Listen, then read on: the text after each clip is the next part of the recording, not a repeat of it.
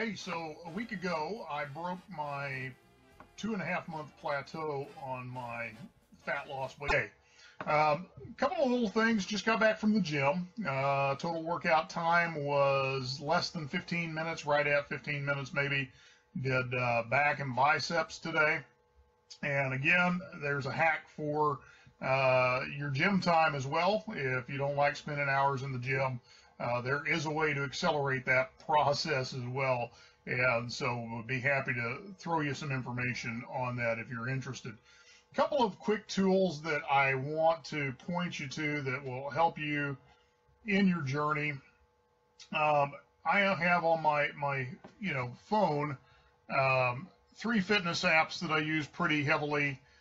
First one is my Jawbone Up, which of course I wear on my wrist. Measures heart rate, measures my sleep, measures my steps, gives me practical advice. Syncs up with MyFitnessPal, which I also use to track food. Now, I haven't been tracking food for a while, but now that we're involved with this ketogenic supplement, I'm doing MyFitnessPal again as part of an encouragement group for accountability. So every time I update my stats, somebody else updates their stats. Then we all get notification of that. We can make sure everybody's staying on track. We can give encouragement where we need it.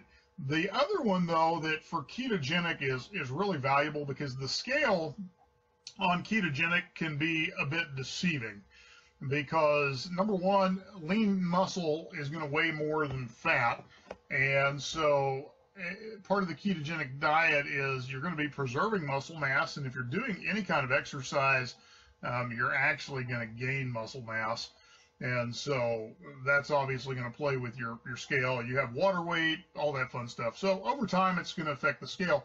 Fat loss, though, is the huge thing. It's the measuring tape. So the other app that I use really exclusively is a body measurement app. And let me just pull that up for you. And it will show you graphs as to, what's happening in your body. And so you can just,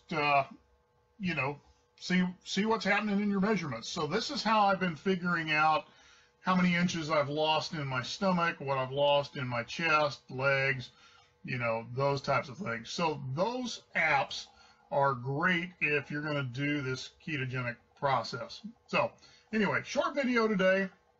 Remember, there are ways to hack your workouts. My normal workout is taking me 15 to 20 minutes. And I'm under load maybe about 60% of that. The other point is just rest between reps.